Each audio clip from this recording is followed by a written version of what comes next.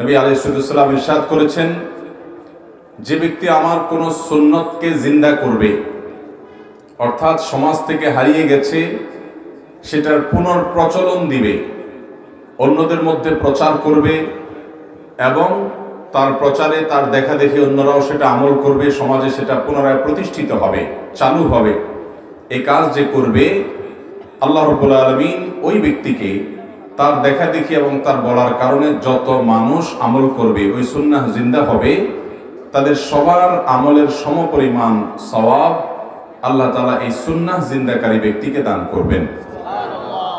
এবং যারা আমল করেছেন তাদের আমলের সওয়াবে কোনো ঘাটতি হবে না। নবী করিম সাল্লাল্লাহু আলাইহি সাল্লামের গুরুত্বপূর্ণ সুন্নাহ যেগুলো আমাদের সমাজ থেকে হারিয়ে গেছে, অথবা সেগুলোর আমল আমরা খুব বেশি একটা করি না, খুব অল্প সংখ্যক হাতে গোনা দু চারজনে হয়তো করেন, বেশিরভাগ মানুষ করতে ভুলে গেছেন, জানি নাই, অথবা আমল করার অভ্যাস নাই, সেরকম 40টি সুন্নাহর সঙ্গে আজকে আমরা পরিচিত হব ইনশাআল্লাহ। তার প্রথমটি হলো ইমাতাতুল আযা আনিত তরিক, অর্থাৎ রাস্তায় যদি কেউ কোনো জিনিস ফেলে যায় যেটার কারণে আরেকজনের অসুবিধা হতে পারে, কষ্ট হতে পারে, একজন কলা খেয়ে কলার খোসাটা রাস্তায় ফেলে দিয়ে গেলেন, কেউ স্লিপ করে পড়ে যেতে পারেন, অথবা কেউ ইটের একটা আদলা রাস্তার দিকে ছুঁড়ে ফেলে রাখলেন, অথবা যেভাবে হোক সেটা রাস্তায় এসে পড়লো, এটাতে একজন মানুষ উষ্ঠা খেতে পারেন। এভাবে রাস্তায় মানুষের কষ্ট হতে পারে এমন কোনো কিছু যদি কেউ ফেলে যায় বা কোনোভাবে রাস্তায় এসে পড়ে, সেটা রাস্তা থেকে তুলে নিয়ে যথাস্থানে ফেলে দেওয়া, এটা নবী করিম সাল্লাল্লাহু আলাইহি সাল্লামের গুরুত্বপূর্ণ একটি নির্দেশনা।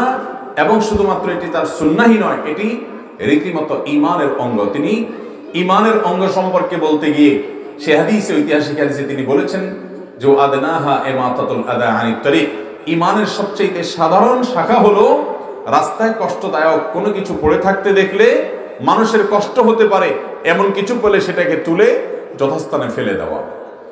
এই সুন্নাহটা আমরা বেশিরভাগ মানুষই জীবনে হয়তো একবারও করি নাই। রাস্তায় অন্য কেউ ফেলে গেছে, আপনি সেটা তুলে নিয়ে যথাস্থানে ফেলবেন কেন? কারণ এটা আপনার ঈমানের দাবি, এটা ঈমানের অঙ্গ। আপনি মানুষের কল্যাণকামিতার জায়গা থেকে এটি করবেন। আপনি নিজে এটা থেকে দেখে নিজে সাবধানে, সচেতনতার সাথে, সতর্কতার সাথে এটাকে এড়িয়ে আপনি রাস্তা পার হয়ে চলে গেলেন। ঈমানদার এতটা স্বার্থপর হবে না। হ্যাঁ, কখনো আপনার চরম ব্যস্ততা আছে, এই আমলটি করার সুযোগ আপনার এই মুহূর্তে নাই, বিশেষ কোনো যৌক্তিক কারণ আছে, সেটি ভিন্ন কথা। কিন্তু যখনই আপনার সুযোগ থাকবে আপনি নিজেকে গা বাঁচিয়ে চলে যাবেন, তা হবে না, বরং সেটিকে তুলে নিয়ে যথাস্থানে ফেলে দিবেন। এটি হলো ঈমানের দাবি। এটি নবী সাল্লাল্লাহু আলাইহি সাল্লামের গুরুত্বপূর্ণ একটি নির্দেশনা, এটি তার পালনীয় সুন্নাহ। আমি ব্যক্তিগতভাবে মাঝে মধ্যে চেষ্টা করি, সবসময় না পারলেও মাঝে মধ্যে চেষ্টা করি যে রাস্তায় এরকম কোনো কিছু পড়ে আছে কিনা, যে জিনিসটা তুলে, অথবা অনেক সময় হাত দিয়ে ধরাও লাগে না, পাও দিয়ে সেটাকে রাস্তার আশেপাশে এমন কোনো জায়গায় ফেলে দেওয়া যে সেখানে আর কারোর কোনো অসুবিধা হবে না। এই সুন্নাহটা আমাদের সমাজে অহরহ আমল হয়, আমরা এটাকে জিন্দা করবো তো ইনশাআল্লাহ। আল্লাহ আমাদেরকে তৌফিক দান করুন। নাম্বার 2, সিজদাতুশ শুকর। আপনার জীবনে কোনো আনন্দের সংবাদ পেয়ে গেলেন, হঠাৎ করে আপনি খুব খুশি হওয়ার মতো কোনো নিউজ পেয়ে গেলেন, অথবা কোনো বিপদ আপনার থেকে সরে গেল, সেটাও একটা আনন্দের সংবাদ। সে সংবাদ যদি আপনি পান, এই সংবাদ পেলে আমরা অনেকেই মুখে আলহামদুলিল্লাহ বলি, ভালো, এটা কৃতজ্ঞতা প্রকাশের একটা পদ্ধতি। কিন্তু শুকরিয়া বা কৃতজ্ঞতা প্রকাশের নবী করিম সাল্লাল্লাহু আলাইহি সাল্লামের আরেকটি পদ্ধতি আমাদের সমাজে অনেকটা বিস্তৃত হয়ে গেছে, সেটি হলো সিজদাতুশ শুকর বা শুকরিয়ার সিজদা। যে আপনি ওই অবস্থায় যখন সুসংবাদ পেলেন, সিজদায় লুটিয়ে পড়ে আল্লাহু আকবার বলে সিজদায় চলে গেলেন, সুবহান রাব্বিয়াল আলা 3 বার পাঠ করে আপনি তেলাওয়াতে সিজদা যেভাবে করেন ঠিক সেভাবে আপনি সিজদাতুশ শুকর আদায় করলে আল্লাহ তাআলার প্রতি কৃতজ্ঞতা নিবেদন করলেন। এই আমলটি আমাদের সমাজ থেকে অনেকটা হারিয়ে গেছে। এই ভর মজলিসে যদি আমি বলি যে জীবনে সিজদাতুশ শুকর কখনো দিয়েছেন, যে কোনো আনন্দের সংবাদ পেয়েছেন, সাথে সাথে তাকবীর বলে সিজদায় লুটিয়ে পড়ে আপনি আল্লাহ তাআলার প্রশংসা, আল্লাহর গুণকীর্তন, আল্লাহর কৃতজ্ঞতা এটি প্রকাশ করে তারপর মাথা তুলেছেন, সিজদাতুশ শুকর আদায় করেছেন, এরকম মানুষ কজন আছে যে জিজ্ঞেস করা হয় তাহলে খুব অল্প সংখ্যক মানুষই হাত তুলবে, কারণ এই আমলটাও আমাদের সমাজ থেকে বিদায় হয়ে গেছে, বিস্তৃত হয়ে গেছে, হারিয়ে গেছে। অতএব আমরা এই সুন্নাহটাকেও জিন্দা করবো ইনশাআল্লাহ। নাম্বার 3, কোন গুনাহ, কোন অপরাধ, কোন পাপ হয়ে গেছে, নিজের প্রতি নিজে আমরা অবিচার করে ফেলেছি, কোন অন্যায় হয়ে গেছে, আমরা এরকম অপরাধের পর মনে মনে তওবা করি, ফিরে আসি আল্লাহর কাছে, আল্লাহর রহমতের ছায়াতলে ইস্তেগফার করি অনেক সময়, আলহামদুলিল্লাহ এই আমলটা আমাদের মধ্যে আছে। কিন্তু গুনাহ হয়ে গেলে, অপরাধ হয়ে গেলে 2 রাকাত সালাত আদায় করে আল্লাহর কাছে মাপ চাওয়া বা তওবা করা, যেটাকে সালাতুত তওবা বলা হয়, এই সালাতুত তওবার আমল আমাদের সমাজে খুব বেশি একটা প্রচলিত নাই। অথচ এটিও নবী করিম সাল্লাল্লাহু আলাইহি ওয়াসাল্লামের সুন্নাহ, সাহাবায়ে কেরামের সুন্নাহ দ্বারা প্রমাণিত। যদি কখনো গুনাহ হয়ে যায়, শয়তানের প্ররোচনায় প্ররোচিত হয়ে, কুপ্রবৃত্তির তাড়নায় তাড়িত হয়ে কোনো অন্যায় হয়ে গেছে, যখনই সম্বিত ফিরে এসেছে, হুঁশ ফিরে এসেছে, আমি আমার রবের সামনে দাঁড়াতে হবে, সারাক্ষণ যে রবের নিমক আমি ভোগ করছি, সে রবের নিমক হারামি করে আমি অন্যায় করেছি, গুনাহ করেছি, হারাম কাজ করেছি, আল্লাহর নাফরমানি করেছি, এই বোধোদয় যখন জেগে আমার মধ্যে জাগ্রত হয়েছে, সাথে সাথে আমি 2 রাকাত নামাজ পড়ে আল্লাহ তাআলার কাছে নিজের কৃতকর্মের জন্য লজ্জিত হয়ে, অনুতপ্ত হয়ে, ক্ষমা প্রার্থনা করে, ভবিষ্যতে না করার সংকল্প করে আল্লাহর রহমতের চাদরে আমি এসে মাথাটাকে ঢেকে দিলাম, আল্লাহ তাআলার রহমতের ছায়ায় প্রবেশ করলাম। এটা হলো সালাতুত তওবা।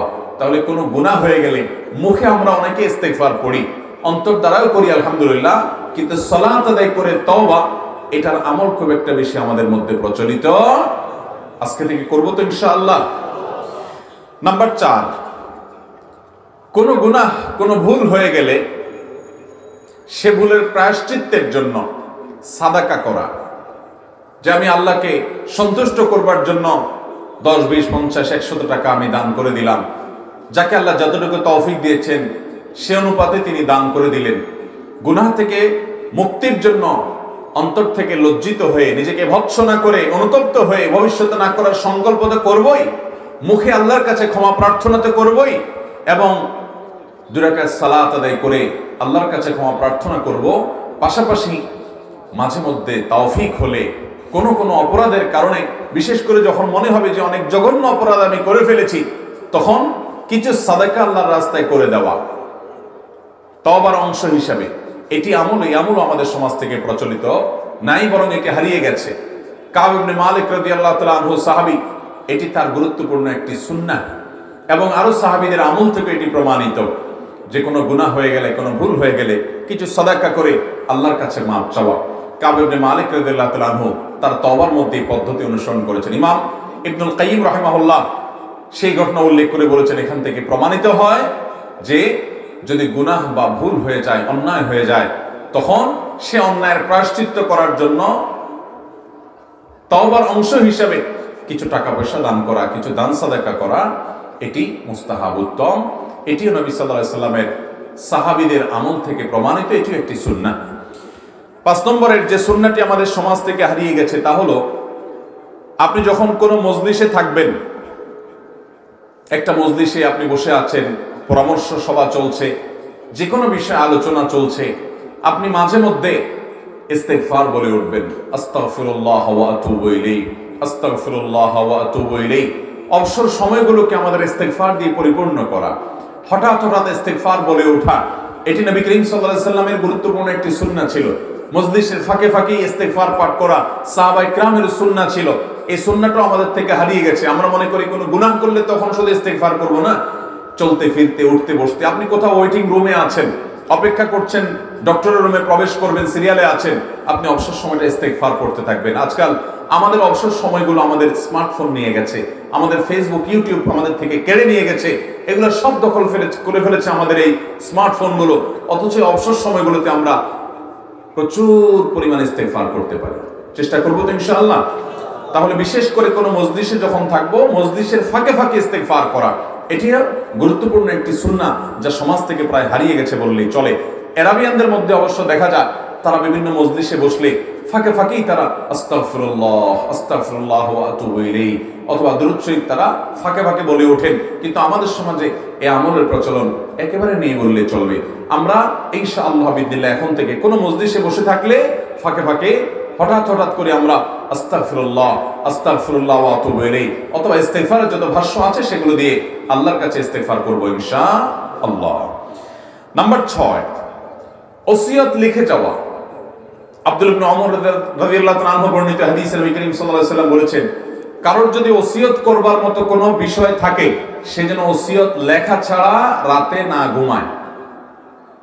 সে 2 রাতও রাতে ঘুমাবে না, 1 রাতও ঘুমাবে না, অর্থাৎ রাতে সে ঘুমাবে না ওসিয়ত লেখা ছাড়া। কারণ ওসিয়ত লেখা যখন লেখার মতো কোনো বিষয় যখন থাকবে তখন অনতি বিলম্বে ওসিয়ত লিখতে হবে। আমাদের সমাজে ওসিয়ত লিখে রাখার এই সুন্নাহটি হারিয়ে গেছে প্রায়। আমার আব্বাজান রহমতুল্লাহি আলাইহি তার মৃত্যুর অনেক আগে তিনি ওসিয়ত নামা লিখে সযত্নে রেখে গেছেন। আমরা কেউই জানতাম না।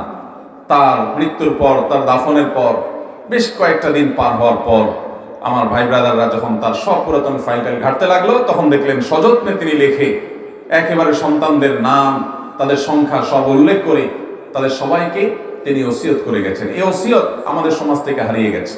ওসিয়ত আর্থিক বিষয়ে যেমন হতে পারে ওটাই মূল, এর পাশাপাশি অন্যান্য বিষয় ওসিয়ত হতে পারে। আপনি জানেন বা আপনার ধারণা আছে যে আপনার মৃত্যুর পর আপনার সন্তানরা কোনো বেদাতে লিপ্ত হবে, কোনো শিরকে লিপ্ত হবে, কোনো গুনাহে লিপ্ত হতে পারে অথবা নানামুখী ফিতনায় তারা আক্রান্ত হতে পারে।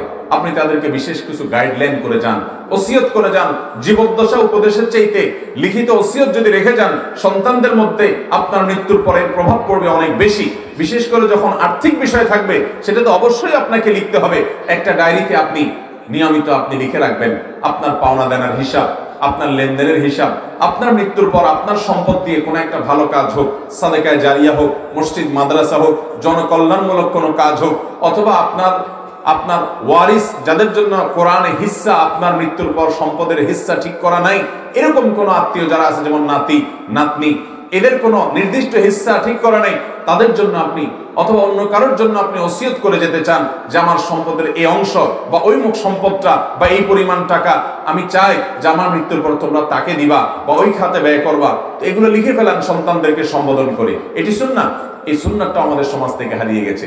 আমরা যদি এখন জিজ্ঞাসা করি এই মজলিসে যে আমরা কজন মানুষ নিজেদের ওসিয়তনামা লিখে রেডি করে রেখেছি, আমার তো মনে হয় 2-4 জন হাত উঠবে কিনা সন্দেহ। দেখাতে পারি ওসিয়তনামায় লিখে রেডি রেখেছেন আপনি? এরকম কেউ আছেন এখানে? পুরো মাহফিলের মধ্যে একজন লোক কি আছেন যে বলতে পারেন যে আমার ওসিয়তনামায় লিখে আমি রেডি করে রেখেছি? একজন আল্লাহর বান্দা পাওয়া গেছে। আল্লাহ রাব্বুল আলামিন আমাদেরকে এই বিস্তৃত হয়ে যাওয়া, হারিয়ে যাওয়া এই সুন্নাহকে পুনর্জীবন দান করার তৌফিক দান করুন। এরপরে ভাই 7 নম্বরের সুন্নাহ যেটি হারিয়ে গেছে সেটিকে পুনর্জীবন করা দরকার। এটি হলো সবচাইতে কঠিন আজকের বাস্তবতায়, আজকের যুগে। সেটি হলো রাতে তাড়াতাড়ি শুয়ে পড়া। এশার নামাজের পর বিলম্ব না করে দ্রুততার সাথে বিছানায় চলে যাওয়া এবং ঘুমিয়ে পড়া। এই সুন্নাতটা সমাজ থেকে এইভাবে হারিয়ে গেছে যে এ আমল করাটা অনেক কঠিন। আমি ব্যক্তিগতভাবে আমার একান্ত কাছের আপনজন, প্রিয়জন, বন্ধু বান্ধবদের মধ্যে এ বিষয় নিয়ে যখনই আলোচনা করি এবং মাঝে মধ্যে নিজেদের মধ্যে প্রতিযোগিতামূলকভাবে আমরা এটা করার চেষ্টা করি, তো দেখতে পাই যে অন্য অনেক আমল করা যায়, এমনকি তাহাজ্জুদও পড়া যায়, কিন্তু রাতে তাড়াতাড়ি শোয়াটা এটা কঠিন হয়ে গেছে আজকাল। ঠিক না ঠিক? যেহেতু রাতে তাড়াতাড়ি শোয়াটা সুন্নাহ, আম্মাজান আয়েশা রাদিয়াল্লাহু তাআলা আনহা বলেছেন, কানান নবী সাল্লাল্লাহু আলাইহি সাল্লাম ইয়াকরাহুন নাওম ক্বাবলা আল-ইশা ওয়াল হাদিস বা'দা। নবীজি সাল্লাল্লাহু আলাইহি সাল্লাম এশার আগে ঘুমাতে অপছন্দ করতেন আর এশার পরে কথাবার্তা বলতে অপছন্দ। তিনি এশার পরে দ্রুততার সাথে শুয়ে পড়তেন। এশার পরে দ্রুততার সাথে যদি আপনি শুয়ে পড়েন, রাতের প্রথম ভাগের যে ঘুমটা, বিশেষ করে রাত 10টা থেকে 2টার কথা সম্ভবত এখন গবেষকরা বলেন যে এই সময়ের ঘুমটা মানুষের স্বাস্থ্যের জন্য অনেক বেশি উপকারী। এই সময়ের ঘুম মানুষের শরীরে ইমিউন সিস্টেমকে স্ট্রং করে, শক্তিশালী করে। এই সময়ের ঘুমটা মানুষের জন্য অনেক বেশি জরুরি। আমরা এই সুন্নাহটা আজ ছেড়ে দিয়েছি প্রায়। নবী করিম সাল্লাল্লাহু আলাইহি ওয়াসাল্লাম এশার পরে স্বামী স্ত্রীর আলাপচারিতা এবং একান্ত দ্বীনের কোনো ইলম মজলিস, গুরুত্বপূর্ণ কোনো মজলিস ছাড়া সাধারণত রাতে এশারের পরে আর কথাবার্তা বলা তিনি অপছন্দ করতেন। আজকাল আমাদের সবচেয়ে বেশি আড্ডা জমে কখন? 24 ঘন্টার মধ্যে সবচেয়ে যে টাইমের মজলিসটা সবচেয়ে জমজমাট হয় সেটা কোনটা? এশার পরে। এমনকি নামাজিদের মজলিসও তখন সবচেয়ে বেশি জমে, কারণ এশার নামাজ হয়ে যাওয়ার পরে আর কোনো সামনে নামাজ নাই, সালাত নাই, একেবারে রাত ফজর পর্যন্ত লম্বা সময় আছে, নিরিবিলি আড্ডা পাড্ডা মারা যায়। এই জন্য টেলিভিশনগুলো তো দেখবেন যত চটকদার, যত আকর্ষণীয় প্রোগ্রাম আছে বেশিরভাগই সব এশার নামাজের পরে। কারণ এই হাদিসটি রাতে তাড়াতাড়ি শোয়ার ফজিলতে সুন্নাহ, এটি আপনার আমার জানা না থাকলে কি হবে? ইবলিসের জানা আছে, এই জন্য সে এমন সভ্যতা, এমন সংস্কৃতি সে নির্মাণ করে দিচ্ছে যে কোনোভাবে সুন্নাহ যাতে আমরা আমল করতে। রাতে যদি কেউ তাড়াতাড়ি শোয়, তার ফজর তো বটেই, তাহাজ্জুদ পড়াটাও সহজ হবে। আর যদি রাতে কেউ দেরিতে শোয়, তাহাজ্জুদ পড়ার কথা, ফজর পড়াই কঠিন। এই সুন্নাহটা যদি কেউ পালন করতে পারে এই যুগে, তাহলে তার দ্বারা আরো বহু সুন্নাহ পালন করা, এমনকি অনেক ফরজ পালন করা তাদের জন্য সহজ হবে ইনশাআল্লাহ। চেষ্টা করবো তো ইনশাআল্লাহ। মোবাইল ঘাটাঘাটি যত যা আছে সব আগে সেরে ফেলে এশার পর দ্রুততার সাথে বিছানায় চলে যাওয়া। আপনি রাত জেগে যে কাজটা করবেন ওই কাজটা ফজরের পরে করেন, আপনার জীবনে বরকত হবে ইনশাআল্লাহ। চেষ্টা করবো তো ইনশাআল্লাহ। তাহলে 7 নম্বরের হারিয়ে যাওয়া সুন্নত হলো রাতে তাড়াতাড়ি শুয়ে পড়া। হারিয়ে গেছে প্রায়, খুব বেশি একটা আমল নেই, শহর তো বটে, গ্রামেও নেই। 8 নম্বরের হারিয়ে যাওয়া সুন্নত হলো এশার নামাজ 1/3 পর্যন্ত দেরি করে পড়া। এই আমলটাও কিছু মাদ্রাসার মসজিদ ছাড়া, বড় বড় মাদ্রাসাগুলো কেন্দ্রিক যে মসজিদ সেগুলো ছাড়া অন্য জায়গায় খুব একটা নাই। নবী করিম সাল্লাল্লাহু আলাইহি ওয়াসাল্লামের বেশ কয়েকটি হাদিস আছে, তিনি বলেছেন আমার উম্মতের জন্য খুব বেশি কষ্টকর হবে, সে আশঙ্কা যদি আমার না হতো তাহলে আমি এশার নামাজকে দেরিতে পড়ার নির্দেশ জারি করে দিতাম।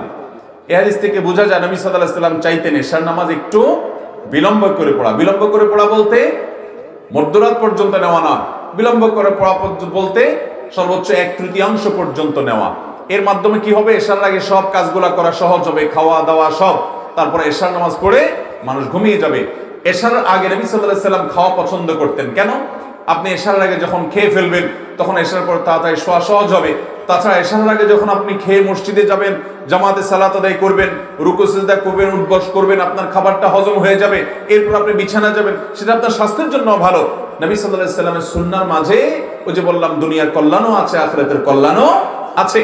এজন্য ভাইরা 8 নম্বরের হারিয়ে যাওয়া সুন্নাহ হলো এশার সালাতকে একটু পরে পড়া এবং অন্যান্য সব কাজ, খাওয়া দাওয়া সব এশার আগে সেরে ফেলা। 9 নম্বরের হারিয়ে যাওয়া সুন্নাত হলো সম্মানিত 4 মাসের সম্মান দেওয়া।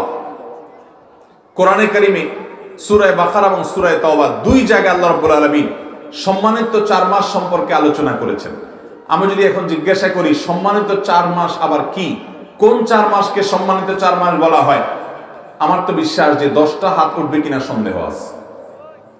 সম্মানিত 4 মাস কোন 4 মাস বলতে পারবেন? যারা বলতে পারবেন হাত তোলেন দেখি।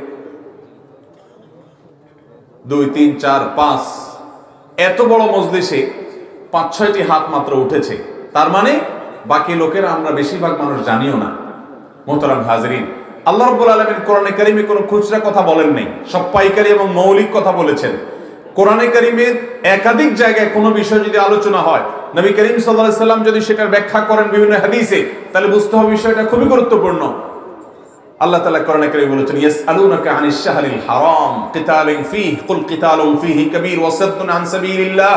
অন্য আয়াতে আল্লাহ বলেছেন ইন্না ইদ্দাতাশ শুহুরি ইনদাল্লাহি 12 শাহরান ফী কিতাবিল্লাহ ইয়াওমা খালাকাস সামাওয়াতি ওয়াল আরদ মিনহা আরবাআতুন হুরুম। এই আয়াতে পরিষ্কারভাবে আল্লাহ রাব্বুল আলামিন আমাদেরকে জানিয়েছেন যে বছরে 12টি মাস, নবমণ্ডল ভূমণ্ডল সৃষ্টির দিন থেকে এই গণনা চলে আসছে আল্লাহর কাছে। তবে এর মধ্যে থেকে 4টি মাস হলো সম্মানিত। এই 4টির মধ্যে 3টা হলো ধারাবাহিক, জিলকদ, জিলহজ আর মুহররম 3টি ধারাবাহিক, আর 4র্থটি হলো রজব মাস, যে মাসটা এখন চলছে বর্তমানে। এই 4টি মাসকে আল্লাহ বিশেষ সম্মান দিয়েছেন, বিশেষ মর্যাদাপূর্ণ মাস ঘোষণা দিয়েছেন।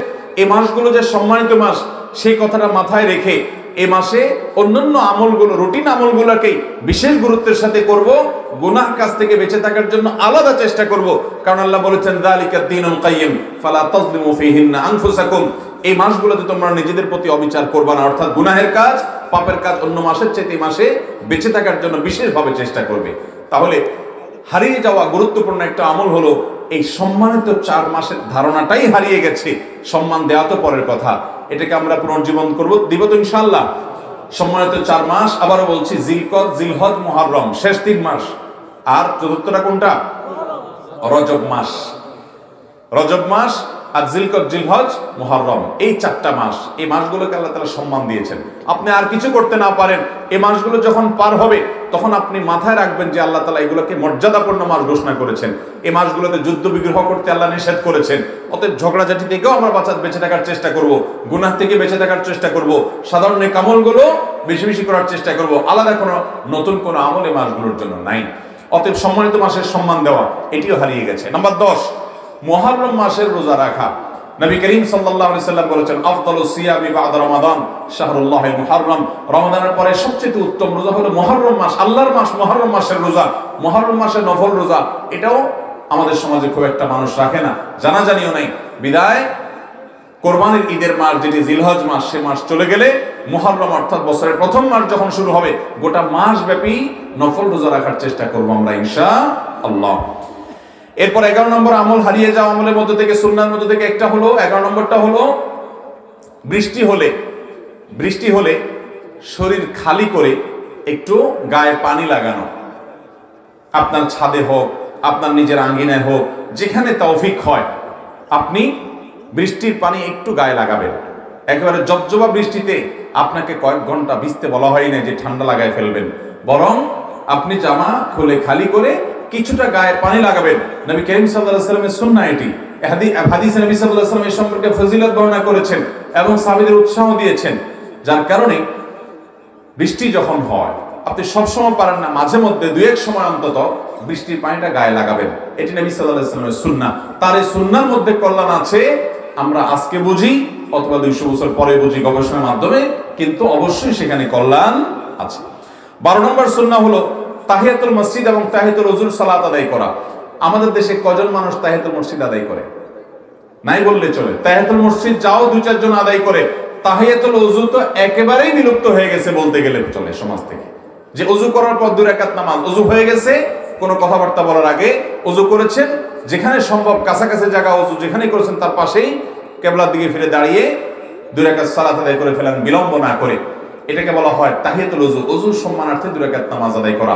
এই আমলটার কারণে বেলাল রাদিয়াল্লাহু তাআলা আনহুকে নবী সাল্লাল্লাহু আলাইহি ওয়াসাল্লাম মেরাজের রাতে দেখেছেন যে তার পাও আগে আগে নবীজির আগে আগে জান্নাতে চলছে, এই তাহিয়াতুল ওযুর আমলের কারণে। করব তো ইনশাআল্লাহ।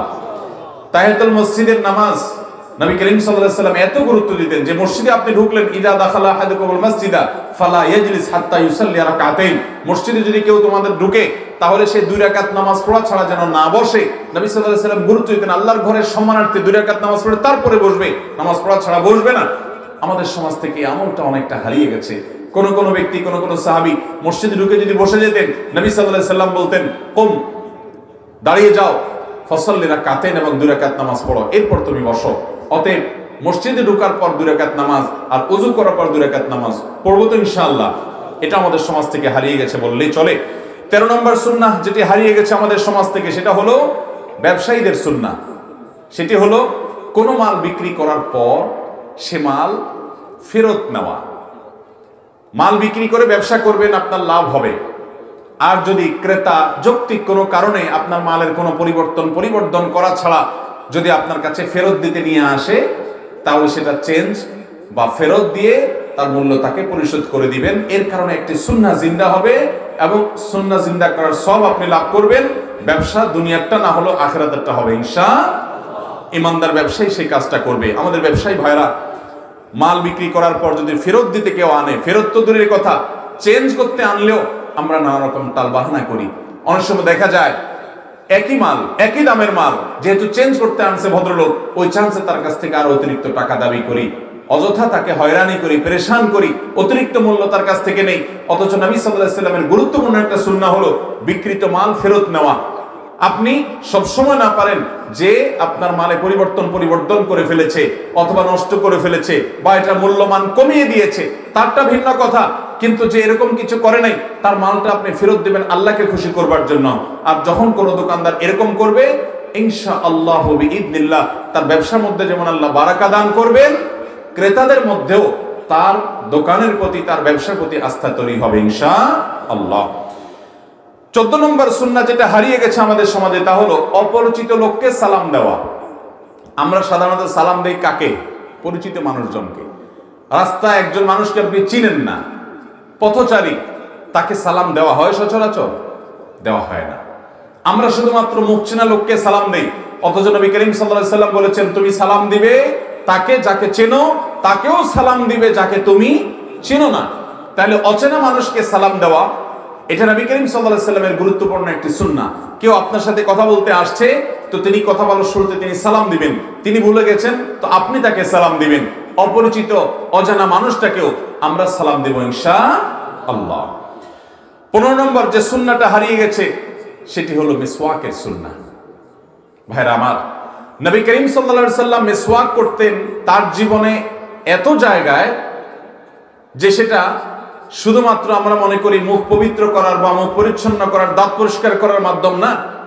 মিসওয়াকের গুরুত্ব শুধুমাত্র দাঁত পরিষ্কার করার মধ্যে সীমাবদ্ধ নয়। মিসওয়াকের অলৌকিক কিছু উপকারিতা আছে, যে উপকারিতাগুলো আমরা অনেকেই জানি না। অনেক উলামায়ে কেরাম বলেছেন, মিসওয়াক নিয়মিত করা এটা ঈমানি মৃত্যু তৌফিক হওয়ার মাধ্যম। নবী করিম সাল্লাল্লাহু আলাইহি ওয়াসাল্লামের জীবনের শেষ আমল কি ছিল? সর্বশেষ আমল, যার পর আর কোনো আমল করেন না, সেটা হলো মিসওয়াক। মিসওয়াক করতে করতে তিনি দুনিয়া থেকে চলে গেছেন। তিনি যখন বাসায় প্রবেশ করতেন তখন মিসওয়াক করতেন। তিনি জুমার দিন আলাদা করে মিসওয়াক করতেন। তিনি ওযুর সময় মিসওয়াক করতেন। তিনি যখন ঘুমোতে যেতেন তখন মিসওয়াক করতেন। কোন মজলিসে যখন যেতেন তখন মিসওয়াক করতেন। এত বেশি মিসওয়াক করতেন তিনি, যে কল্পনাও করা যায় না। অথচ মুসলমান ব্রাশ এবং টুথপেস্ট পেয়ে মিসওয়াক হারিয়ে ফেলেছেন, এবং মিসওয়াক আমাদের থেকে চলে গেছে। এই মিসওয়াক আমরা পুনরায় জীবন দেব তো ইনশাআল্লাহ। গাছের ডাল বা গাছের শিকড় এটা আমাদের কাছে থাকবে, পকেটে থাকবে। আমরা একটু পরপর ঘষা দেব। অনেক গবেষকদের গবেষণা দ্বারা এটি প্রমাণিত যে মানুষের দাঁতের যে নার্ভ আছে এর সাথে ব্রেইনের সম্পর্ক থাকে। এখানে মিসওয়াকের ঘর্ষণের ফলে মানুষের ব্রেইনে ঈমান তাজা হয়, এবং এর ফলশ্রুতিতে এই লোকটার ঈমানি মৃত্যু নসিব হয়। মিসওয়াকের অফুরন্ত উপকারিতা আছে। এটা শুধুমাত্র মুখ আর দাঁত পরিষ্কার করার মাধ্যম নয়। বিধায় আপনার পরিষ্কার দাঁত থাকলে আপনি মিসওয়াক করবেন। নবী করিম সাল্লাল্লাহু আলাইহি ওয়াসাল্লামের জীবনে এইভাবে মিসওয়াক করেছেন। তার জীবনের শেষ মুহূর্তে আয়েশা রাদিয়াল্লাহু তাআলা আনহার ঘরে যখন তিনি শয্যাশায়ী, তখন আব্দুর রহমান আয়েশা রাদিয়াল্লাহু তাআলার ভাই প্রবেশ করেছেন, তার হাতে মিসওয়াক ছিল। তিনি আয়েশা রাদিয়াল্লাহু তাআলাকে দেখিয়ে বললেন যে, ওর হাতের দিকে ইশারা দিলেন। আয়েশা রাদিয়াল্লাহু তাআলা বললেন যে, তার হাতের মিসওয়াকের কথা বলছেন? নবীজি মাথা নাড়ালেন, হ্যাঁ। মুখ দিয়ে ভালো করে বলার মতো শক্তি তার ছিল না। আয়েশা রাদিয়াল্লাহু তাআলা তখন মিসওয়াকটাকে নিজের দাঁত দিয়ে নরম করে নবীজির হাত দিলেন। নবীজি সে মিসওয়াক করতে করতে দুনিয়া থেকে চলে গেলেন। আমাদের কয়জনের পকেটে মিসওয়াক আছে ভাই? দেখাইতে পারবো? বাইর করে দেখি কার কার পকেটে মিসওয়াক আছে। আলহামদুলিল্লাহ, সবসময় চেষ্টা করি আমি মিসওয়াক রাখার। আমার পরিবারের সদস্যদেরকে আমি চেষ্টা করি সবাই মিসওয়াক ব্যবহার করার। ফ্রিজে সবসময় অন্য কিছু থাকুক আর না থাকুক, মিসওয়াকটা যেন সবসময় থাকে আমি চেষ্টা করি। আলহামদুলিল্লাহ, মিসওয়াক করবো তো ইনশাআল্লাহ। মাত্র 2-3 জন মানুষ বের করেছেন, আর ম্যাক্সিমাম মানুষের পকেটে মিসওয়াক নাই।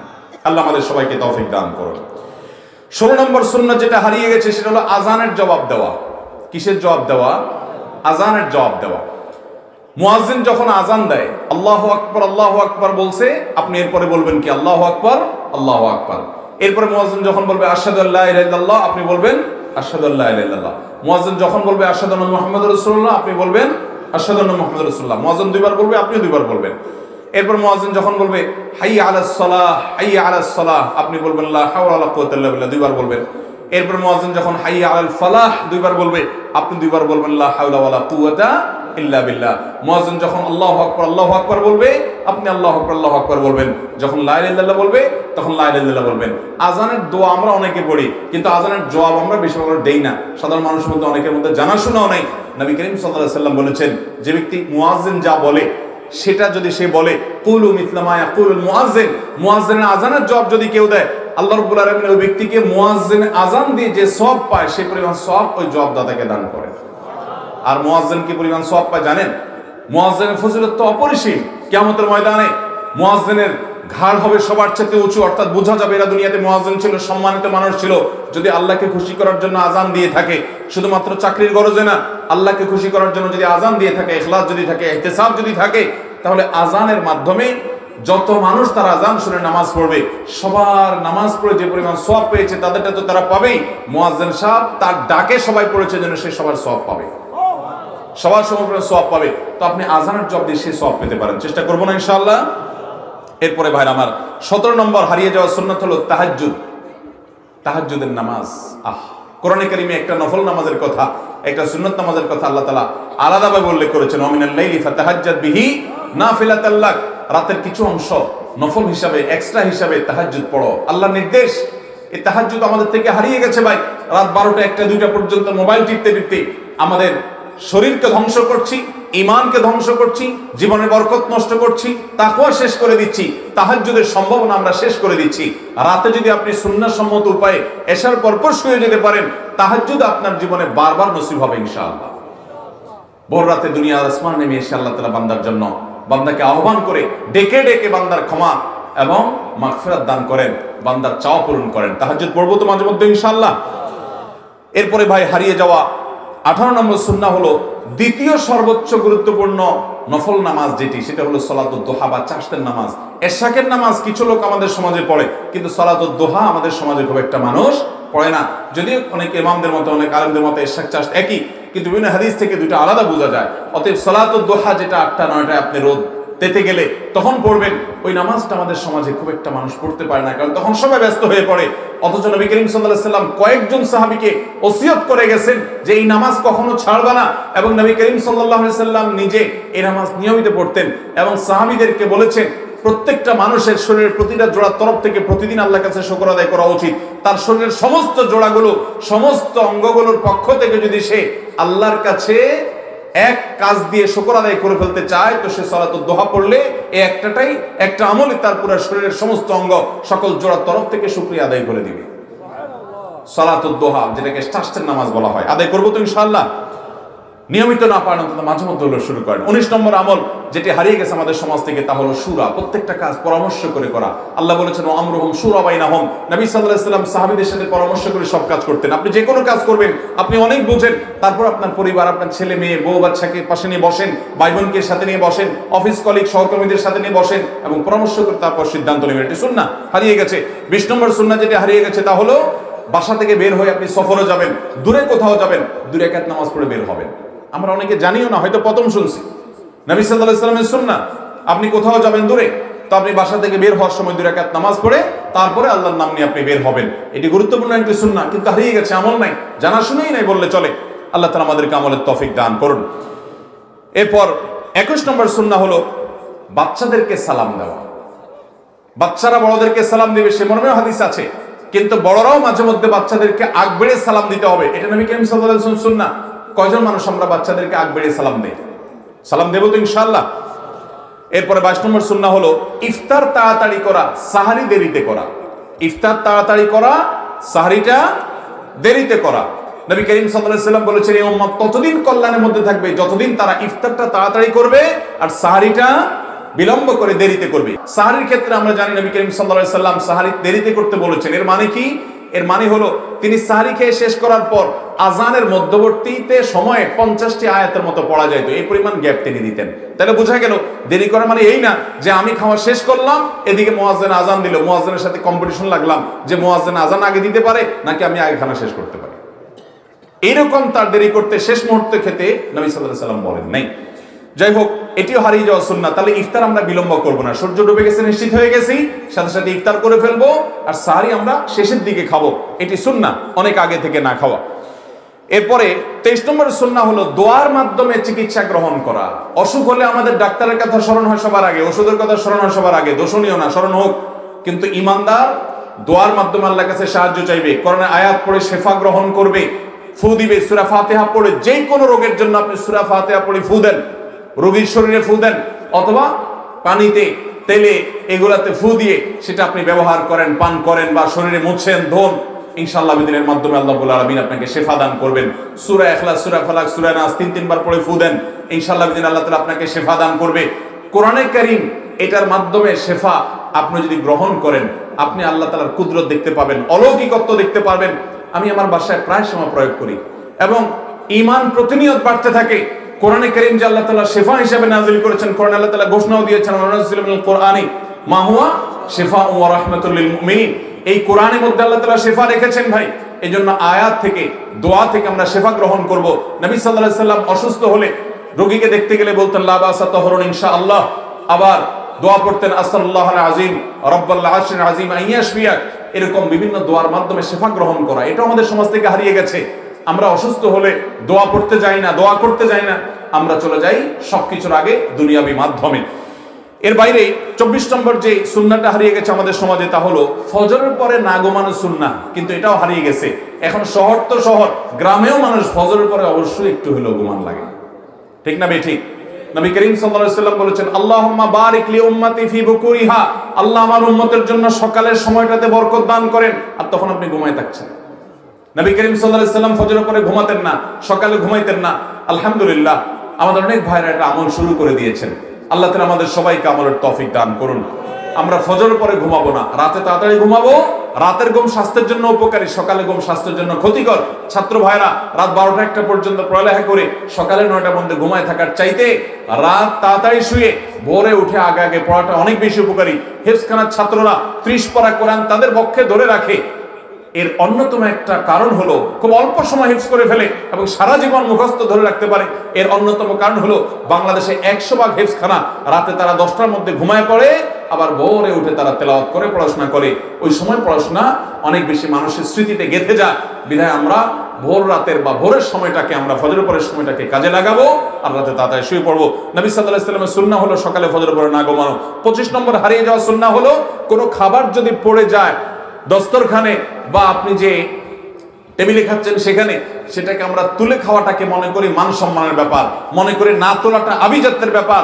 দুনিয়ার সবচেয়ে বড় আভিজাত্য, সবচেয়ে বড় শৌখিনতা, সবচেয়ে বড় ভদ্রতা, সবচেয়ে বড় আপনার ম্যানার শিখিয়েছেন স্বয়ং রাসূল করিম সাল্লাল্লাহু আলাইহি ওয়াসাল্লাম। তার সুন্নতের চাইতে বড় কোনো আভিজাত্য আর কোথাও হতে পারে?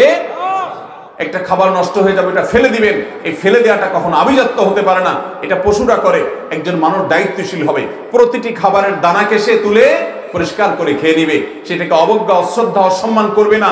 এটাকে ফেলে দেওয়ার মধ্যে কোনো আভিজাত্য নাই, ফেলে দেওয়ার মধ্যে ছোট লোকই আছে। এটাকে মুছে পরিষ্কার করে খাওয়ার মধ্যেই হলো প্রকৃত মনুষ্যত্ব। নবী সাল্লাল্লাহু আলাইহি ওয়াসাল্লামের সুন্নাহ ছিল। আমরা মুসলমানরা অনেকে খাই না, বাচ্চারা ফেলে দিলে বা পড়ে গেলে হাত থেকে বলি ফেলে দাও বাবা, না। নবী সাল্লাল্লাহু আলাইহি ওয়াসাল্লামের সুন্নাহ হলো কোনো খাবার পড়ে গেলে সেটাকে ধুয়ে মুছে পরিষ্কার করে সেটাকে খেয়ে ফেলা। চেষ্টা করবো তো ইনশাআল্লাহ। এই 25 নম্বর সুন্নাহটাও হারিয়ে গেছে আমাদের সমাজ থেকে। 26 নম্বর সুন্নাহ হলো নবী করিম সাল্লাল্লাহু আলাইহি ওয়াসাল্লামের সফর থেকে আসার পর 2 রাকাত নামাজ পড়া। সফর থেকে আসার পর মহল্লার মসজিদে ঢুকে আপনি 2 রাকাত নামাজ পড়ে তারপর আপনি বাসায় আসবেন। এই আমলটা তো একেবারেই হারিয়ে গেছে বললে ভুল হবে না, আমাদের সমাজে নাই বললে চলে। 27 নম্বর সুন্নাহ যেটা আমাদের সমাজ থেকে অনেকখানি হারিয়ে গেছে, আর সেই সুন্নাহটা হলো মাঝে মধ্যে খালি পায়ে হাঁটা। এর মধ্যে মানুষের বিনয়ের ভাব প্রকাশ পায়। এটা স্বাস্থ্যের জন্য উপকারী যে খালি পায়ে আপনি একটু মাটিতে, একটু ঘাসে, একটু ফ্লোরে খালি পায়ে একটু বাহিরে একটু হাঁটবেন মাঝে মধ্যে। এটা নবী সাল্লাল্লাহু আলাইহি ওয়াসাল্লামের একটা সুন্নাহ, যেটা হারিয়ে গেছে। ডাক্তাররা যখন বলে এবং বলে যে উপকারী, তখন আমরা ঠিকই করি, অথচ নবী সাল্লাল্লাহু আলাইহি ওয়াসাল্লাম বহু আগেই সেটা আমাদেরকে বলে গেছেন। 28 নম্বর সুন্নাহ যেটা হারিয়ে গেছে তা হলো মুস্কি হাসা। কি করা? মানুষের সামনে মুস্কি হেসে কথা বলা। মুস্কি হাসা শুধু না, মানুষের সামনে যখন দেখা হবে তখন হাসি মুখে তার সাথে সাক্ষাৎ করা। নবী সাল্লাল্লাহু আলাইহি ওয়াসাল্লাম বলেছেন লা তাহতারান্না মিনাল মা'রুফি শাইআ, কোন ভালো কাজ এটাকে ছোট মনে করবে না। এমন কি ওয়ালাউ আন তালকা আখাকা বিওয়াজহিন তালাক, তোমার ভাইয়ের সামনে যদি তুমি হাসি মুখে সাক্ষাৎ করো, এটা একটা ইবাদত। এটা আমাদের সমাজ থেকে অনেকটা হারিয়ে গেছে। একান্ত জানাশোনা মানুষের আমরা হাসি মুখে কথা বলি না, অপরিচিত মানুষের সাথে কথা বলবেন, হাসি মুখে কথা বলবেন। এই সুন্নাহটা আমাদের সমাজ থেকে বিদায় হয়ে গেছে, অনেকখানি হারিয়ে গেছে। এরপর 29 নম্বর সুন্নাহ যেটা হারিয়ে গেছে তা হলো উপর থেকে যখন নামবো তখন সুবহানাল্লাহ বলবো, সিঁড়ি দিয়ে যখন নিচে যাব।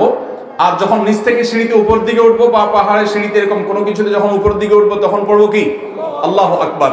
এটি আমরা জানি, কিন্তু বেশিরভাগ সময় আমল হয় না, মনে থাকে না। অনেক জায়গায় লেখা থাকে তখন আমল হয়, এছাড়া হয় না। এই আমলটা আমাদের জিন্দা করতে হবে। হারিয়ে গেছে এটি, যে নিচে যাওয়ার সময় সুবহানাল্লাহ বলবো, উপর ওঠার সময় কি বলবো? আল্লাহু আকবার বলবো।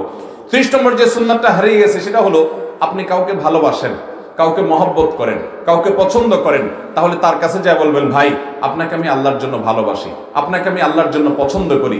তার সামনে এটা প্রকাশ করে দেওয়া, এটা সুন্নাহ। নবী সাল্লাল্লাহু আলাইহি ওয়াসাল্লাম বলেছেন তোমাদের কেউ যদি তার ভাইকে ভালোবাসে, সেজন্য গিয়ে তাকে জানায় দেয়। এক সাহাবী আরেক সাহাবীর বাড়িতে গিয়ে বলে আসছেন, ভাই আপনাকে আমি আল্লাহর জন্য বড় পছন্দ করি, মহব্বত করি। এবং যাকে এটা বলবে তার জন্য সুন্নাত হলো পাল্টা জবাব দেওয়া, আহাব্বাকাল্লাহুল্লাযী আহবাবতানি ফি, ওই আল্লাহ আপনাকে ভালোবাসুক যে আল্লাহর খাতিরে আপনি আমাকে পছন্দ করেন, ভালোবাসেন। তাহলে এটি একটা সুন্নাহ যে কাউকে পছন্দ করলে তাকে জানিয়ে দিতে হবে, এটিও হারিয়ে গেছে প্রায়। 31 নম্বর সুন্নাহ যেটি আমাদের সমাজ থেকে বিদায়ের পথে, সেটি হলো ওযু করার সময় ঘুমানোর সময় ওযু করে ঘুমানো। ঘুমানোর সময় ওযু করে, আমরা মনে করি এখন আর ওযু কেন করব, আমি তো নামাজ পড়বো না, আমি তো কোরআন তেলাওয়াত করব না, আমরা শুধু নামাজ এবং কোরআন তেলাওয়াতের জন্য ওযু করি, তওয়াফের জন্য ওযু করি। অথচ ঘুমানোর সময় নবী করিম সাল্লাল্লাহু আলাইহি ওয়াসাল্লাম ওযু করে ঘুমানোর সুন্নাহ আমাদেরকে শিক্ষা দিয়েছেন। মনে রাখবেন, যত ব্ল্যাক ম্যাজিক এখন হয়, আমি প্রায় মাহফিলে বলার চেষ্টা করি, ভাইরা আমার, আমাদের সমাজে বেশিরভাগ মানুষ এখন ব্ল্যাক ম্যাজিকের রোগী। দুষ্ট জিনের প্রভাবে মানুষ অসুস্থ, ঘরে ঘরে জনে জনে, ভয়ঙ্কর একটা অবস্থা। এটার অন্যতম একটা কারণ হলো ঘরগুলো থেকে কোরআন তেলাওয়াত উঠে গেছে। এর আরেকটা অন্যতম কারণ হলো অনেক হারাম ঘরগুলোতে হয়, চর্চা হয়।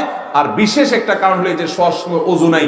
শোয়ার সময় যদি আপনি ওযু করে ঘুমান, ইনশাআল্লাহ আল্লাহ আপনাকে হেফাজতে রাখবেন। ঘুমের মধ্যে সবচেয়ে বেশি ব্ল্যাক ম্যাজিক কাজ করে, এবং চান্দ্র মাসের 13, 14, 15 এই দিনগুলোতে ব্ল্যাক ম্যাজিক সবচেয়ে বেশি কাজ করে। এই জন্য নবী সাল্লাল্লাহু আলাইহি ওয়াসাল্লাম ওই দিনগুলোতে রোজা রাখতেন। বিধায় ওযু করে ঘুমাবো, ইনশাআল্লাহ আল্লাহ তাআলা হেফাজত করবেন। এটা হেফাজতের একটা মাধ্যম।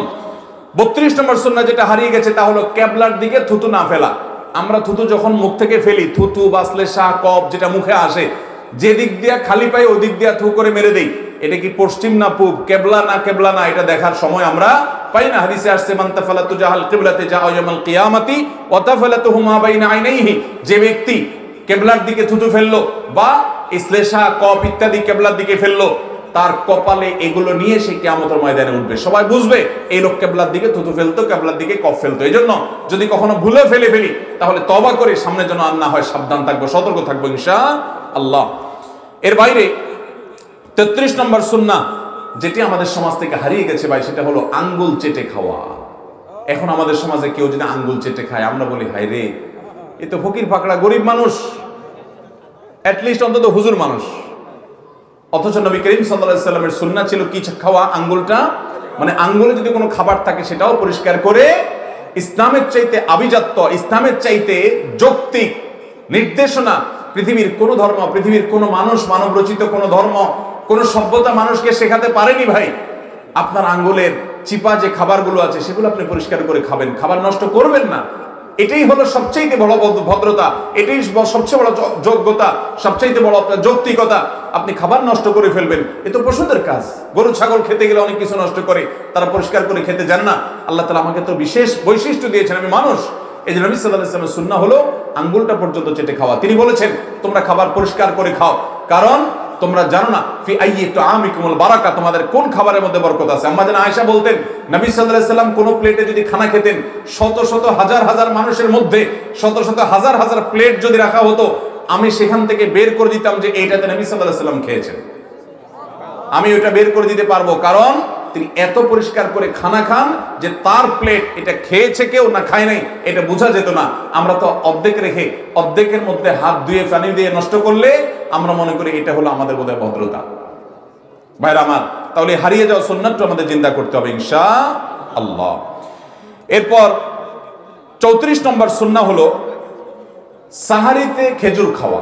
এই যে রমজান আসছে, অথবা আপনি যখন নফল রোজা রাখবেন, সাহারিতে ভাত তরকারি দুধ কলা যাই খান বা না খান, খেজুর খাবেন। নবী করিম সাল্লাল্লাহু আলাইহি ওয়াসাল্লাম বলেছেন, নি'মা সাহুরুল মুমিনি আত-তামার, ইমানদারের সবচেয়ে উত্তম সাহারি হলো খেজুর।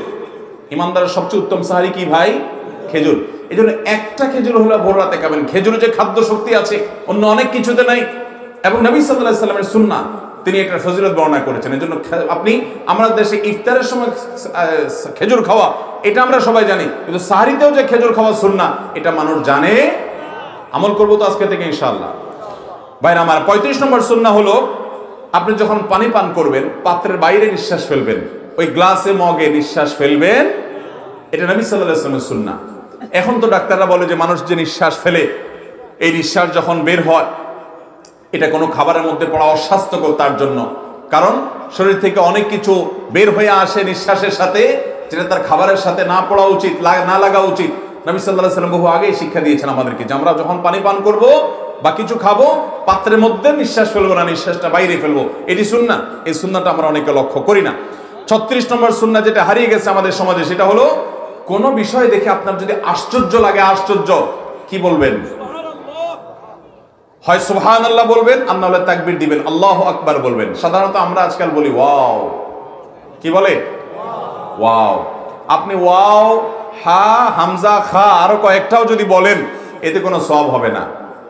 কিন্তু যদি আপনি কোনো আশ্চর্যজনক কিছু দেখে বলেন আল্লাহু আকবার বা সুবহানাল্লাহ, তাহলে সাথে সাথে আপনার আমলনামাতে সওয়াব লেখা হবে ইনশাআল্লাহ। ইমানদার তো তার প্রতিটা কদমে আখিরাত কামাই করবে ইনশাআল্লাহ। চেষ্টা করব না? কোনো আশ্চর্যজনক বিষয় দেখব, কোন বিষয় দেখে আশ্চর্য হব, অভিভূত হব, সাথে সাথে তাকবীর দিব, আল্লাহু আকবার অথবা সুবহানাল্লাহ বলবো। বাচ্চাদেরকে শেখাবো। আজকাল মা বাবারা নিজেরা বাচ্চাদেরকে ওয়াও বলানো শেখায়। এই ওয়াওটাও শেখাবো না, আমরা শেখাবো আল্লাহু আকবার এবং সুবহানাল্লাহ। এটা নবী সাল্লাল্লাহু আলাইহি সাল্লামের সুন্নাহ। ভাইরা আমার, এই সুন্নাহটা আমাদের সমাজ থেকে হারিয়ে গেছে।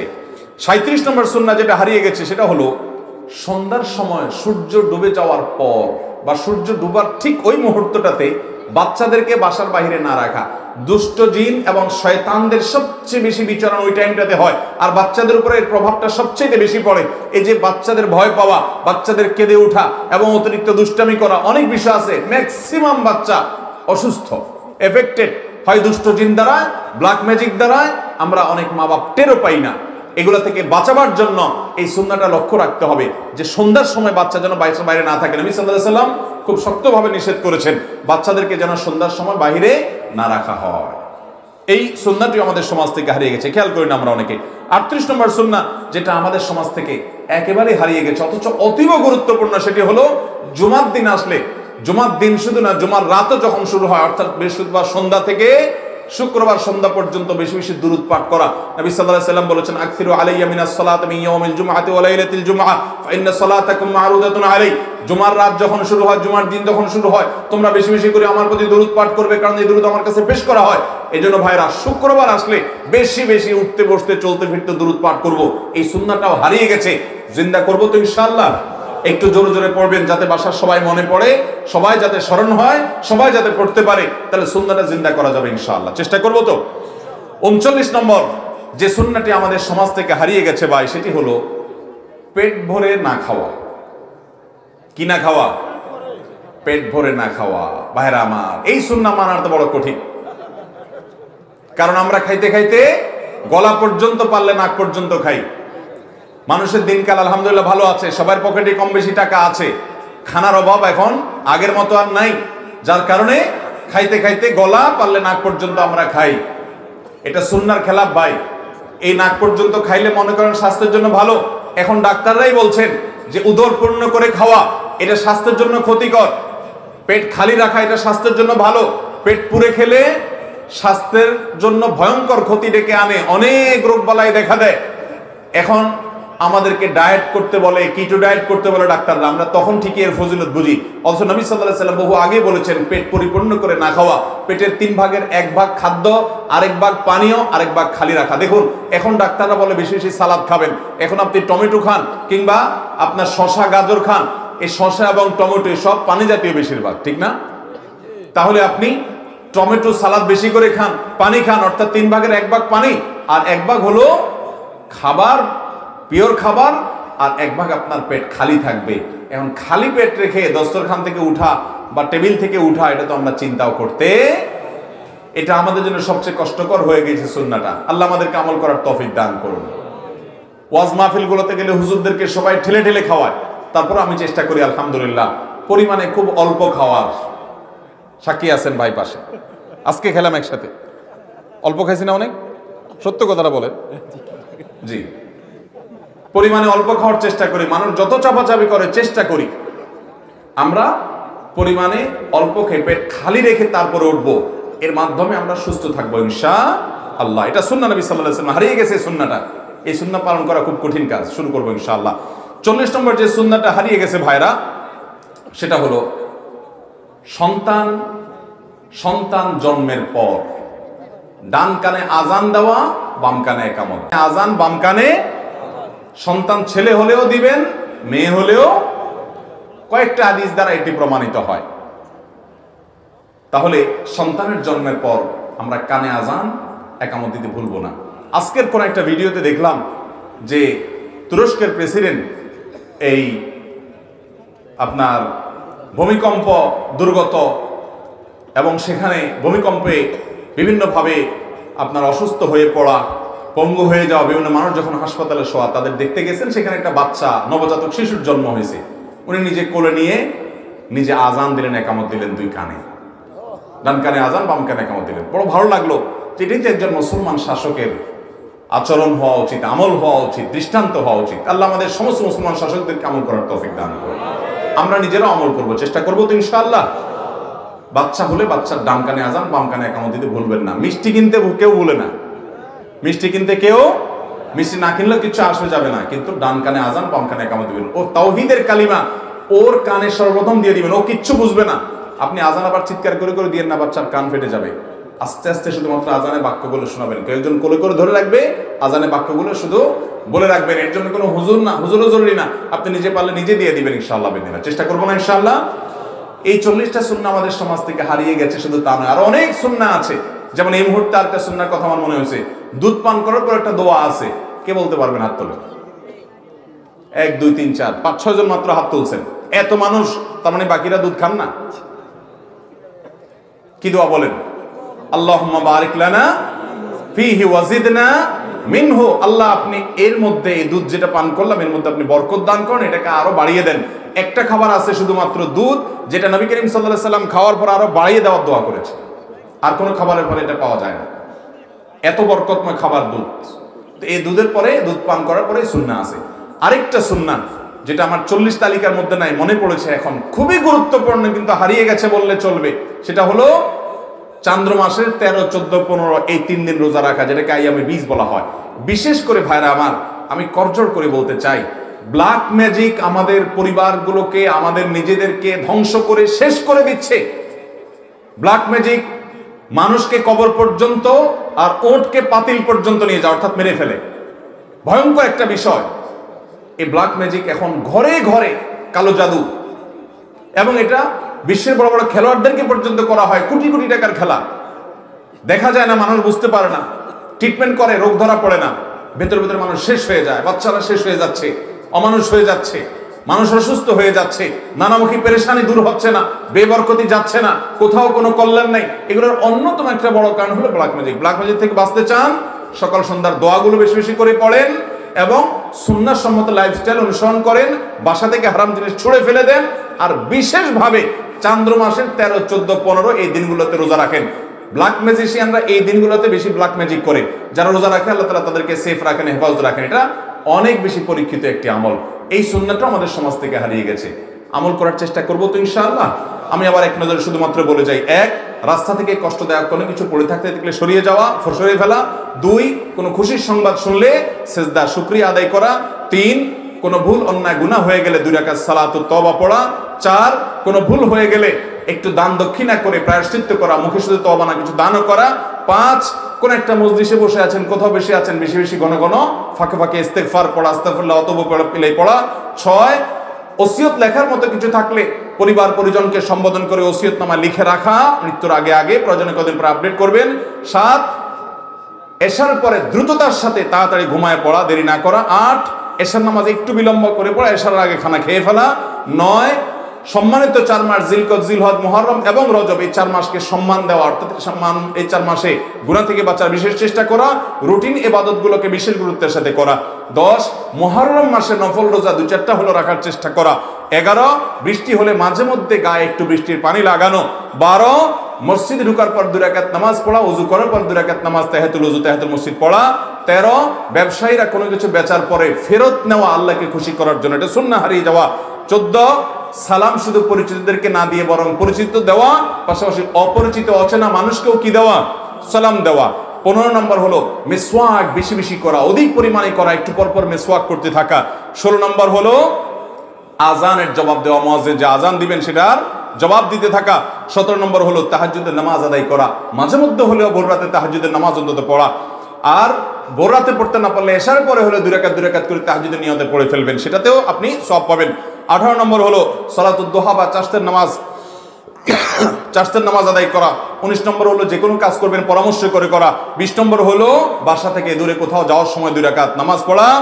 21 নম্বর সুন্নাহ, যেটি আমাদের সমাজ থেকে অনেকটা হারিয়ে গেছে, সেটি হলো আপনার সালাম দেওয়া, বাচ্চাদেরকেও কি দেওয়া, সালাম দেওয়া, ছোট বাচ্চাদেরকেও সালাম দেওয়া। 22 নম্বর সুন্নাহ হলো ইফতার তাড়াতাড়ি করা, সাহারি দেরিতে করা। 23 নম্বর সুন্নাহ হলো দোয়ার মাধ্যমে শেফা গ্রহণ করা, অসুখ বিসুখ হলে কোরআন থেকে দোয়া দ্বারা কি করা, আরোগ্য লাভের চেষ্টা করা।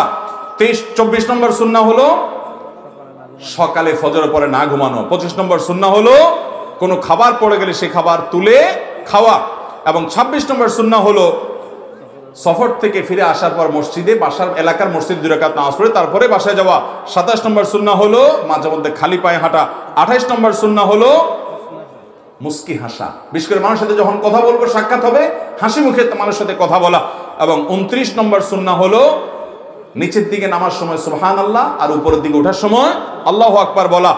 আর 30 নম্বর সুন্নাহ হলো কাউকে ভালোবাসলে তাকে গিয়ে বলে দেওয়া যে আপনাকে আমি আল্লাহর জন্য ভালোবাসি, এতে তাকে শোনাই দেওয়া সুন্নাহ।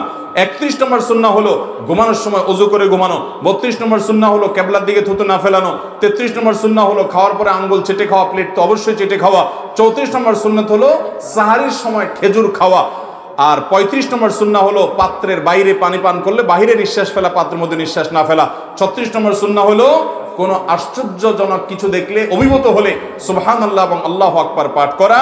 37 নম্বর সুন্নাহ হলো বাচ্চাদেরকে সন্ধ্যার সময় বাসার বাইরে না বের হতে দেওয়া, বিশেষ করে সূর্য ডুবার সময়।